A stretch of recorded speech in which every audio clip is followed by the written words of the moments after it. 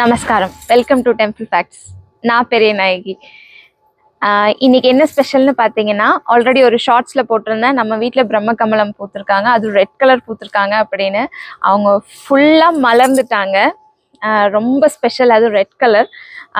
இந்த மலர் வந்து சிவபெருமானுக்கு உகந்த மலர். இது வந்து வருஷத்தில் ஒரே ஒரு டைம் தான் பூக்கும்.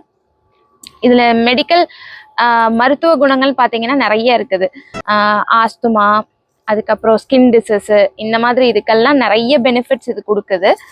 இது இன்னும் என்ன ஸ்பெஷல் அப்படின்னா, வருஷத்துக்கு ஒரு முறை பூக்கிறனால இது சிவபெருமானுக்கு, இந்த மலர் பூத்தோன்னே சிவபெருமானுக்கு, அதாவது மலர்ந்திருக்கும் போது சிவபெருமானுக்கு அர்ப்பணிக்கிறது ரொம்ப ரொம்ப ரொம்ப ரொம்ப ஸ்பெஷல்.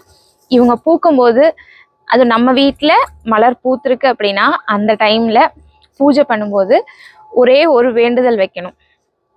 அந்த வேண்டுதல் என்னவா இருந்தாலும் அது நிறைவேறும் அப்படிங்கிறது வந்து முன்னோர் காலத்துலேருந்து ஒரு நம்பிக்கை. ஸோ அதனால் இப்போ இவங்க பூத்துட்டாங்க, மலர்ந்துட்டாங்க.